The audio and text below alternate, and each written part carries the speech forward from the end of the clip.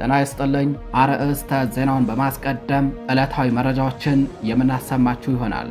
ሻውራ ከተማን ለመዝረፍና ለማውደም የተንቀሳቀሰው የብልጽግና መከላከያ ሰራዊት በፋኖ ተከቦ የተቀጠቀጠ መሆኑ ተነገረም።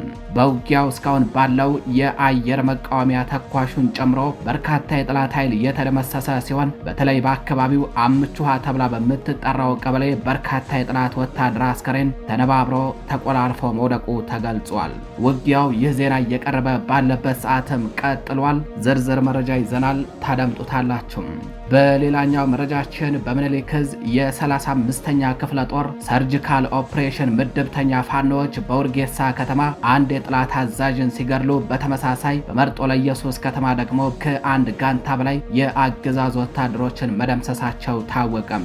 በውርጌሳው ኦፕሬሽን ብዛት ባላቸው አጃቢ ወታደሮች ተከቦ በአንድ መዝናኛ ስፍራ በነበረ የአገዛዙ ወታደራዊ አዛዥ ላይ እርምጃ የወሰዱት የሰርጂካል ኦፕሬሽን ምድብተኛ ፋኖዎቹ የገደሉትን አዛዥ ማረጉን የገፈፉ ሲሆን በተጨማሪም ወታደራዊ ራዲዮ መገናኛውንና ሽጉጡን ከነመደገፊያ ከዝራው ማርከው እንደወሰዱበት ታውቋል። የአገዛዙ ኃይል የበቀል በትሩን በንጹሃን ላይ በማሳረፍ በወልዲያ ከተማ መቻሪያ አቡነ ገብረ መንፈስ ቅዱስ ቤተክርስቲያን ቅጥር ግቢ ውስጥ በመግባት አንድ የአብነት ተማሪን በሳንጃ ወቅቶ በአሰቃቂ ሁኔታ መግደሉ ተሰምቷል። መረጃዎቹን በዝርዝር አጠናቅረናቸዋል፣ ታደምጧቸዋላችሁ።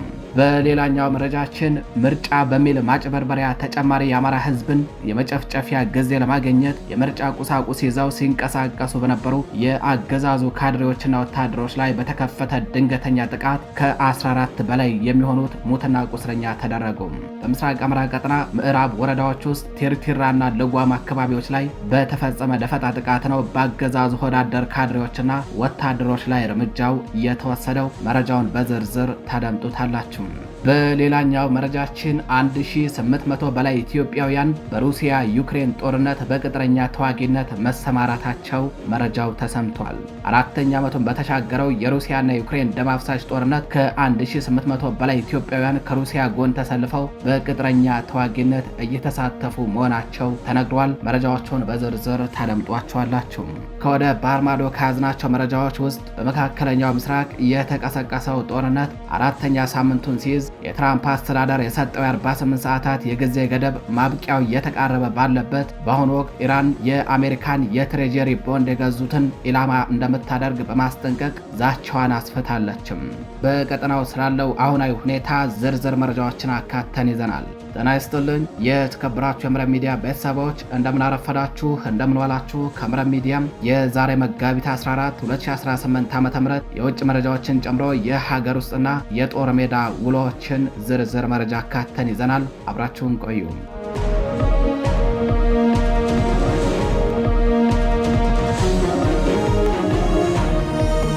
ወደ ቀዳሚው መረጃችን የምናልፍ ይሆናል።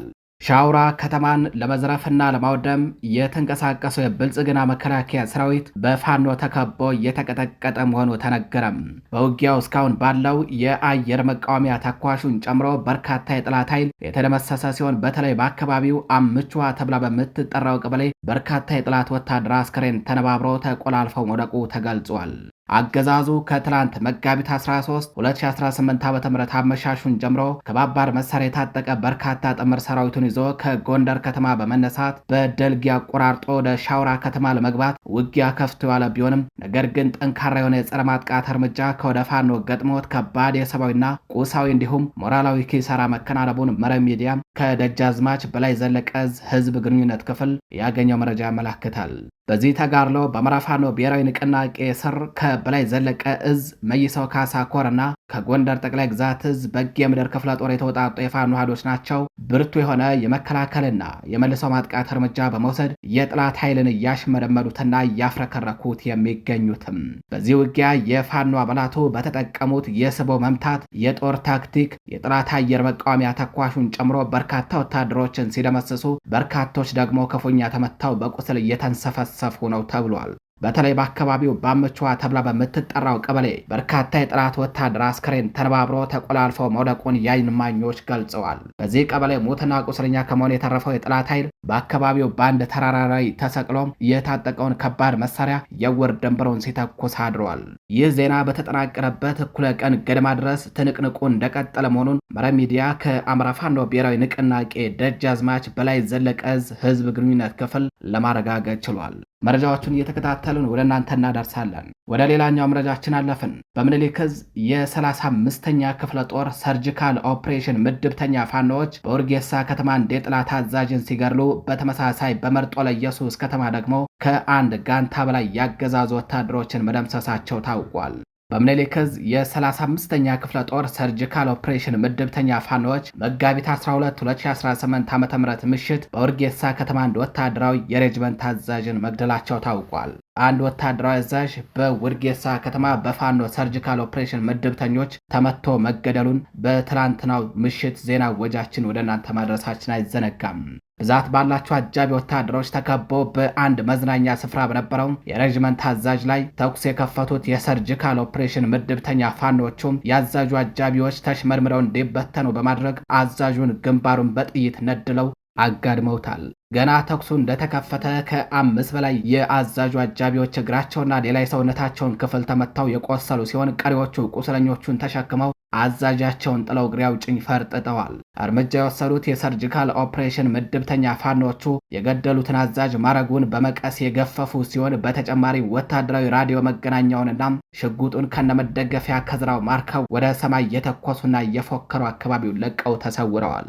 በተመሳሳይ የዚችው የጀብደኛዋ የ35ኛ ክፍለ ጦር ውስን አርበኞች በታዳጊዋ መርጦ ለኢየሱስ ከተማ ትላንት መጋቢት 13 2018 ዓ.ም አመሻሹን ሰርገው በመግባት በወሰዱት የተጠና እርምጃ ከአንድ ጓድ ወይንም ቲም በላይ የጠላት ብልጽግና ወታደሮችን በመደምሰስ ክላሽንኮቭ መሳሪያዎችን ማርከው መውጣታቸው ታውቋል። የመርጦ ለኢየሱስ ኦፕሬሽኑ እጅግ ፈጣንና አስደናቂ እንደነበር ለማረጋገጥ የቻሉት የመረብ ሚዲያ የግንባር ዘጋቢዎች ኦፕሬሽኑ ያላንዳች ኮሽታ ነው የተፈጸመው፣ ፋኖቹ የጥይት ጩኸት እንዳይሰማባቸው የጥይት ድምፅ ማፈኛ ሳይጠቀሙ አልቀረም፣ እርምጃቸውን አጠናቀው ከሄዱ በኋላ የቆሰሉ ወታደሮች ሲያቃትቱ ሲሰማ ነው ፋኖ ገብቶ እንደነበር የታወቀው ብለዋል ለግንባር ዘጋቢዎቻችን የዓይን እማኞችም።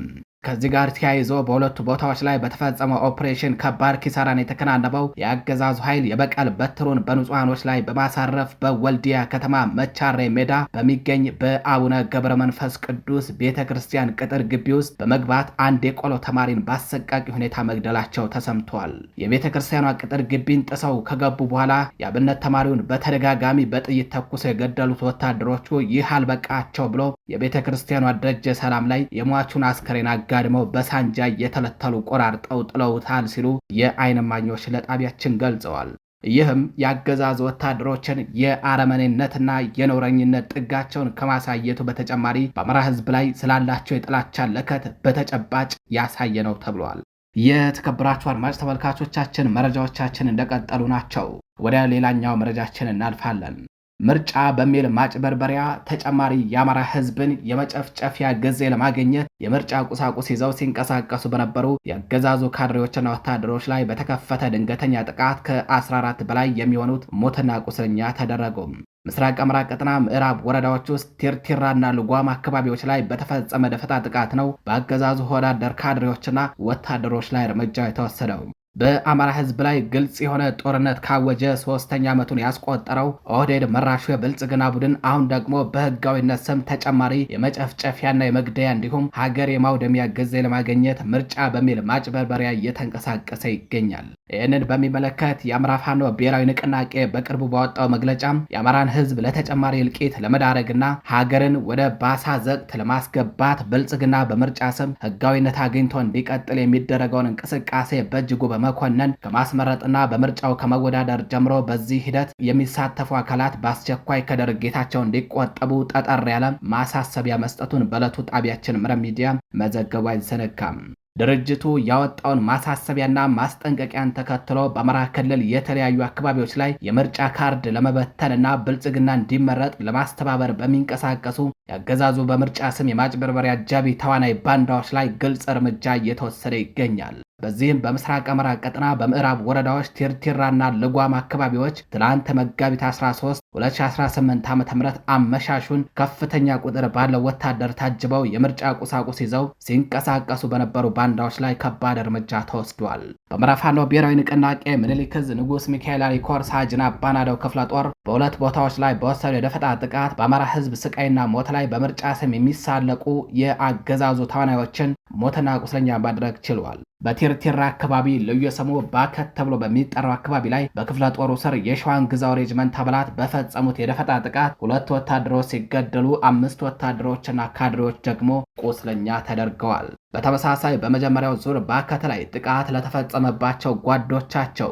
እገዛ ለማድረግ የተንቀሳቀሰው የጠላት ኃይል በልጓም አካባቢ ላይ በአባናደው ክፍለ ጦር ስር በመሐመድ ዳውድ ሬጅመንት አባላት ተቆርጦ የደፈጣ እርምጃ ተወስዶበታል። በዚህም 3 ወታደሮችና ካድሬዎች ሲገደሉ ከ5 በላይ የሚሆኑት ደግሞ በከባድ ሁኔታ መቁሰላቸው ታውቋል። በድምሩ 2 ቦታዎች ላይ 14 ወታደሮችና ካድሬዎች ሙትና ቁስለኛ ሲደረጉ ከክላሽንኮቭ መሳሪያ ጀምሮ ሌሎች ወታደራዊ ቁሳቁሶች በፋኖ ቁጥጥር ስር መዋላቸውን ክፍለ ጦሩ ለመረብ ሚዲያ በላከው መረጃ አሳውቋል። ይህንን ዘር ጨፍጫፊና ሀገር አውዳሚ የአገዛዝ ስርዓት በምርጫ ስም ህጋዊ ከለላ ሰጥቶ ዕድሜው እንዲራዘም ለማድረግ በተዋናይነት ከመሳተፍ ጀምሮ ለምረጡኝ ቅስቀሳ በሚሳተፉ ባንዳዎች ላይ የሚወሰደው እርምጃ ተጠናክሮ እንደሚቀጥል ነው የተገለጸው።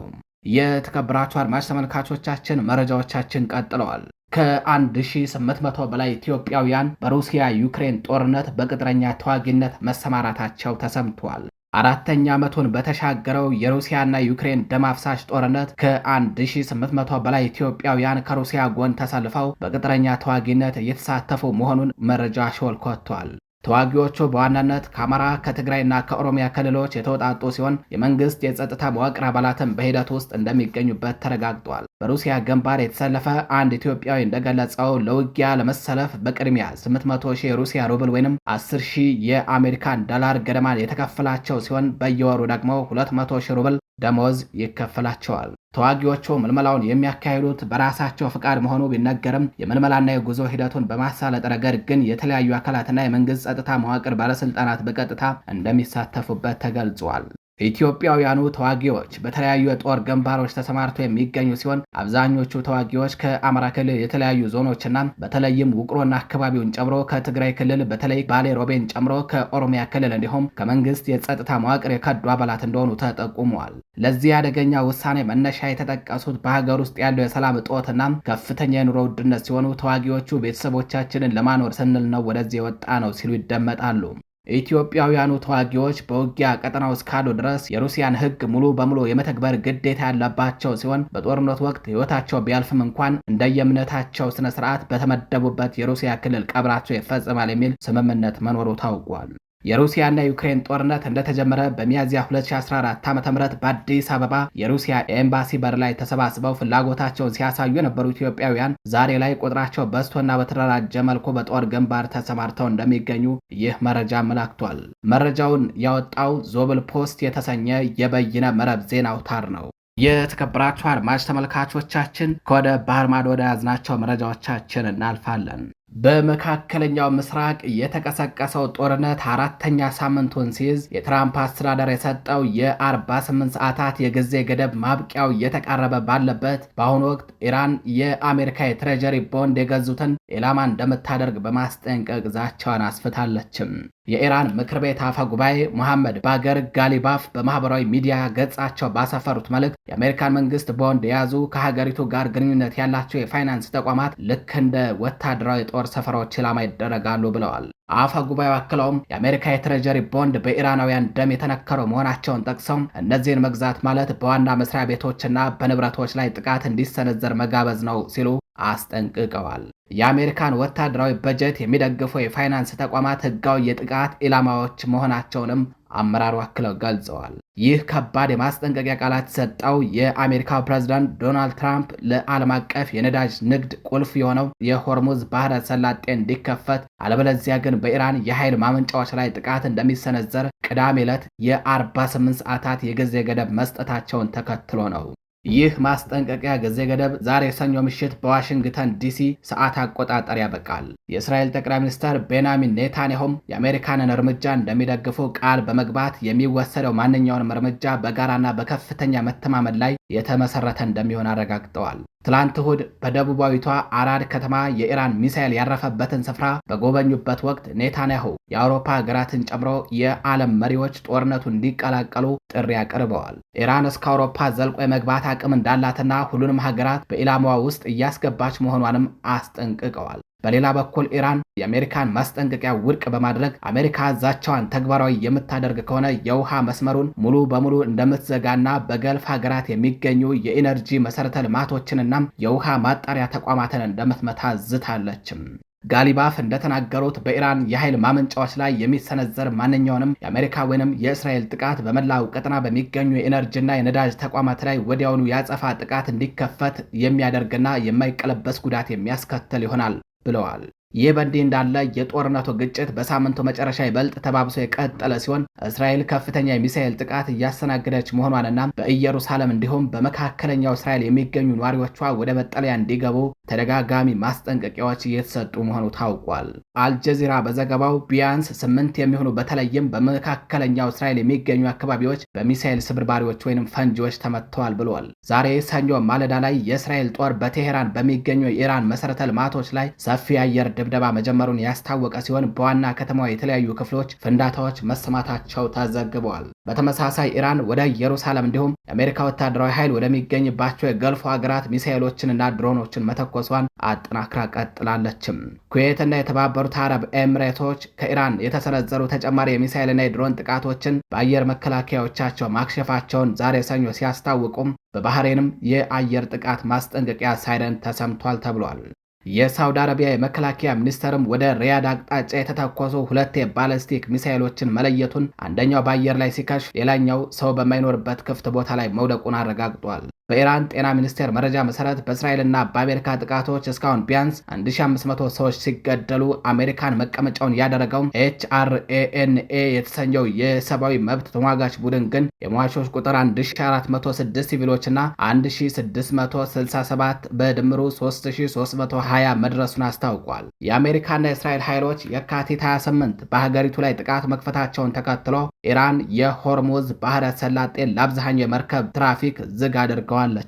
ይህ እየተባባሰ የመጣው የመካከለኛው ምስራቅ ግጭት የዓለምን የነዳጅ አቅርቦት በከፍተኛ ደረጃ ሊያስተጓጉል ይችላል የሚለውን ስጋት በማስፋቱም በቅርብ ሳምንታት ውስጥ የነዳጅ ዋጋ በከፍተኛ ደረጃ እንዲንር አድርጓል። ይህም የዋጋ ግሽበት ስጋትን በማባባስ በኢኮኖሚ እድገት ላይ ጫና እየፈጠረ ይገኛል። ሰኞ ዕለት በተደረገው የገበያ ልውውጥ የብሬንት ድፍድፍ ነዳጅ ዋጋ በ0.44 በመቶ ጭማሪ አሳይቶ እንደነበረ በርሚል ነዳጅ $1112.68 የገባ ሲሆን የአሜሪካ ዌስት ቴክሳስ ኢንተርሚዲየት በበኩሉ በ0.78 በመቶ በማደግ በበርሚል $99 ተሸጧል። የተከበራችሁ የመረብ ሚዲያ ቤተሰቦች ለዛሬ ይዘናቸው የነበሩት የእኩለ ቀን መረጃዎቻችን እነዚህ ይመስላሉ። በሌሎች መረጃዎች እስከ መገናኝ ቸር ቆዩ።